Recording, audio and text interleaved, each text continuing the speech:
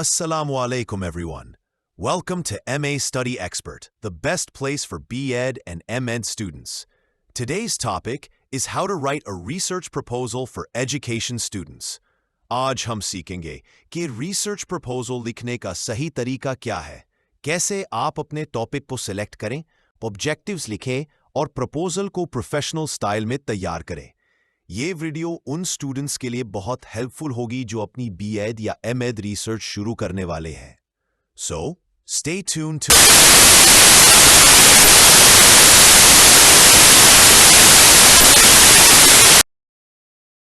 Introduction. Research proposal एक तफसीली मंसूबा होता है जिसमें आप ये बताते हैं कि आप किस मौजू पर तहकीक करना चाहते हैं, ये क्यों ज़रूरी है और आप ये तहकीक किस तरीके से करेंगे।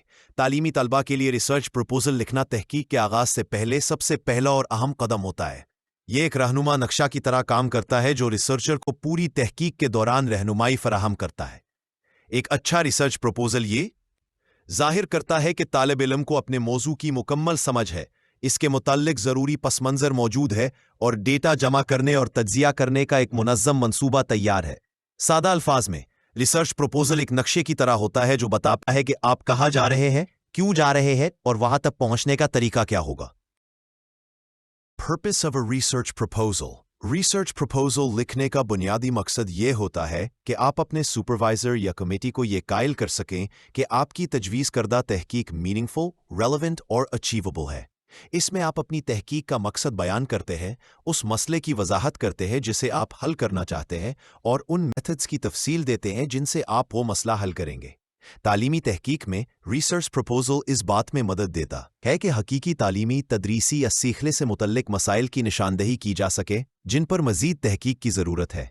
इसके साथ ये रिसर्चर को मौका देता है कि वो मौजूदा स्टडीज़ का जायज़ा ले, तहकीक में मौजूद गैप्स तलाश करे और ये मंसूबा बनाए कि वो तालीम के मैदान में क्या नया या मुफीद इजाफा करेगा। मुख्तसर तौर पर रिसर्च प्रपोजल ये जाहिर करता है कि आपकी तहकीक महज पिछले कामों की तकरार नहीं बल्कि उसमें कुछ नया या फ़ायदामंद शामिल होगा।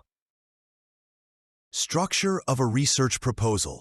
तालीमी मैदान में एक मेयारी रिसर्च प्रपोजल आम तौर पर एक बाकायदा फॉर्मल स्ट्रक्चर पर मबनी होता है। इसके अहम हिस्से दर्ज झेल होते हैं। टाइटल पेज, इंट्रोडक्शन या background, statement of the problem, research objectives, research questions या hypotheses, literature review, research methodology, significance of the study, limitations and delimitations, और references या bibliography। इनमें से हर हिस्सा एक मखसूस मकसद रखता है और ये तमाम हिस्से मिलकर एक मंतकी और मुकम्मल प्रपोजल बनाते हैं।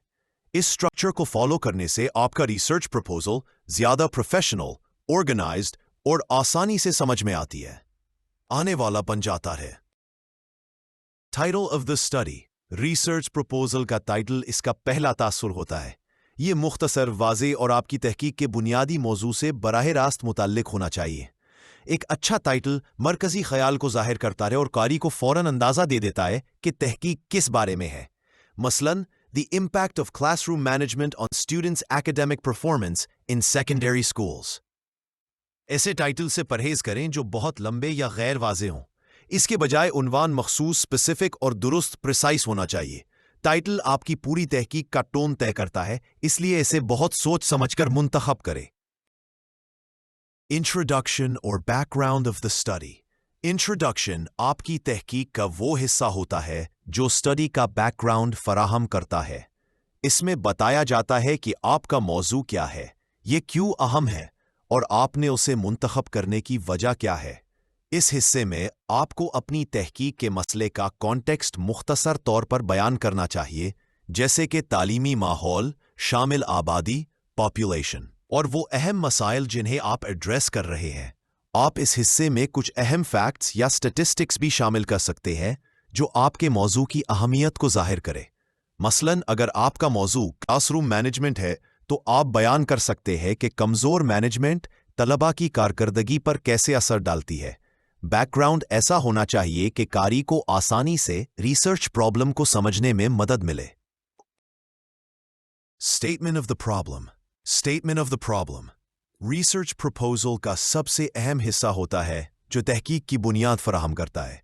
इस हिस्से में रिसर्चर वाज़े तौर पर यह बताता है कि तहकीक का असल मसला क्या है, ये मसला क्यों अहम है और मौजूदा इल्म या तालीमी अमल में कौन सा गैप पाया जाता है। मिसाल के तौर पर अगरचे क्लासरूम मैनेजमेंट की 23 स्ट्रैटेजीज मौजूद है, फिर भी असातिज़ा को नज़्म-ओ-ज़ब्त बरकरार रखने में मुश्किलात पेश आती है, जिसके नतीजे में तलबा के लर्निंग आउटकम्स मुतासिर होते हैं। इस तरह के मसले को उजागर करना इस बात की निशानदही करता है कि अभी भी तहकीक की ज़रूरत मौजूद है। एक मुअस्सर प्रॉब्लम स्टेटमेंट वो होती है जो पिछली स्टडीज़ में मौजूद कमी को वाज़े करे, तहकीक की अहमियत बयान करे और यह बताए कि मौजूदा रिसर्च इस खला को कैसे पूरा करेगी। मुख्तसर अल्फाज में स्टेटमेंट ऑफ द प्रॉब्लम तहकीक की सिमत डायरेक्शन मुतय्यन करती है और उसे एक वाज़े मकसद फराहम करती है। रिसर्च ऑब्जेक्टिव्स मुख्तसर, वाज़े और काबिल पैमाइश मेजरेबल होने चाहिए। हर ऑब्जेक्टिव एक एक्शन वर्ड से शुरू होना चाहिए, जैसे टू आइडेंटिफाई, टू एग्जामिन या टू एक्सप्लोर।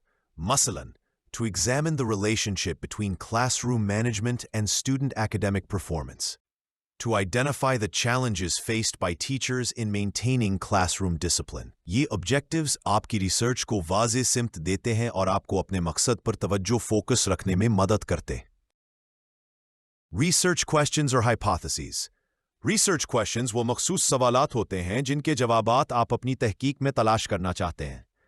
ये आपके ऑब्जेक्टिव से बराह रास्त जुड़े होते हैं और डेटा को दुरुस्त सिम्प पे जमा करने में मदद देते हैं। मसलन, what is the impact of classroom management on student achievement? How do teachers manage large classes effectively? अगर आपकी रिसर्च क्वांटिटेटिव नौयत की है तो आप हाइपोथेसिस लिख सकते हैं जो काबिले जांच टेस्टेबल बयानात होते हैं और दो वेरिएबल्स के दरमियान ताल्लुक की पेशगोई करते हैं। मसलन, there is a significant relationship between classroom management and students' academic performance। Research questions और hypotheses आपकी तहकीक के लिए एक कंपास का काम करते हैं जो उसे वाज़े सिमत फराहम करता है। Review of related literature। Review of related literature वो हिस्सा होता है जिसमें आप अपने मौजू से मुतल्लिक पिछली तहकीकात का खुलासा पेश करते हैं। इसका मकसद ये दिखाना होता है कि आपको इस मैदान में पहले से की गई रिसर्च का इल्म है और आप जानते हैं कि किन पहलुओं पर मज़ीद तहकीक की ज़रूरत है। इस हिस्से में आप मुख्तलिफ रिसर्चर्स के नज़रियात, फाइंडिंग्स और अहम थ्योरीज पर बात करते हैं। मसलन, अगर आपका मौजू क्लासरूम मैनेजमेंट है तो आप टीचिंग स्ट्रैटेजीज, स्टूडेंट बिहेवियर और लर्निंग एनवायरनमेंट से मुतल्लिक स्टडीज़ का जायज़ा ले सकते हैं। लिटरेचर रिव्यू आपकी रिसर्च को मजबूत बुनियाद फराहम करता है और ये वाज़ेह करता है कि आपकी स्टडी मौजूदा नॉलेज में किस तरह नया इजाफा करेगी। आखिर में इसमें यह बताया जाता है कि आपकी तहकीक पिछली स्टडीज़ में मौजूद गैप को कैसे पूरा करेगी। Research methodology. Research methodology research proposal का सबसे अहम हिस्सा होता है क्योंकि ये बताता है कि आप अपनी तहकीक किस तरह अंजाम देंगे। इसमें यह वजाहत की जाती है कि आपका रिसर्च डिज़ाइन क्या होगा, क्वालिटेटिव, क्वांटिटेटिव या मिक्स्ड मेथड्स। इस हिस्से में पॉपुलेशन और सैंपल यानी किन लोगों पर तहकीक की जाएगी और कितने शुरा शामिल होंगे ये भी बताया जाता है। साथ ही डेटा कलेक्शन टूल्स जैसे क्वेश्चनेयर्स, इंटरव्यूज या ऑब्जर्वेशंस और डेटा एनालिसिस टेक्निक्स यानी नताइज को समझने और परखने के तरीके बयान किए जाते हैं। मसलन, क्वांटिटेटिव रिसर्च में सर्वेज और स्टैटिस्टिकल एनालिसिस इस्तेमाल होते हैं, जबकि क्वालिटेटिव रिसर्च में इंटरव्यूज और थीमेटिक एनालिसिस शामिल होती है। यह हिस्सा इतना वाज़े होना चाहिए कि कोई दूसरा रिसर्चर भी इन्हीं मराहिल पर अमल करके आपकी स्टडी को दोहरा सके। Significance of the study. Significance of the study वो हिस्सा होता है जहां आप ये वजाहत करते हैं कि आपकी तहकीक क्यों अहम है और इससे कौन फ़ायदा उठाएगा। तालीमी तलबा के लिए इसकी अहमियत आम तौर पर तदरीसी तरीकों में बेहतरी, तलबा की सीखने की कारकर्दगी में इजाफा या तालीमी पॉलिसी में बेहतरी से मुतल्लिक होती है। आप ये बयान कर सकते हैं कि आपकी स्टडी असातिज़ा को क्लासरूम मैनेजमेंट बेहतर बनाने में मदद देगी या स्कूल मुंतज़मीन एडमिनिस्ट्रेटर्स को नज़्म-ओ-ज़ब्त के बेहतर तरीके अपनाने के लिए रहनुमाई फराहम करेगी। मुताले की अहमियत को वाज़ेह तौर पर बयान करना आपके रिसर्च प्रपोजल को मजबूत बनाता है और ये साबित करता है कि आपकी तहकीक वाकई काबिल तरज्जा और मंजूरी के लायक है। Limitations and delimitations। Limitations and delimitations وہ حصہ ہے جہاں آپ اپنی تحقیق کی حدود باؤنڈریز واضح کرتے ہیں۔ لمیٹیشنز وہ رکاوٹیں یا کمزوریاں ہوتی ہیں جو آپ کے کنٹرول میں نہیں ہوتی، جیسے محدود وقت، کم سیمپل سائز یا کسی مخصوص اسکول تک محدود رسائی۔ دوسری طرف دی لمیٹیشنز وہ حدود ہوتی ہیں جو آپ خود طے کرتے ہیں تاکہ اپنی اسٹڈی کو مخصوص دائرے میں رکھ سکیں، جیسے صرف ایک اسکول یا ایک گریڈ لیول کا انتخاب کرنا۔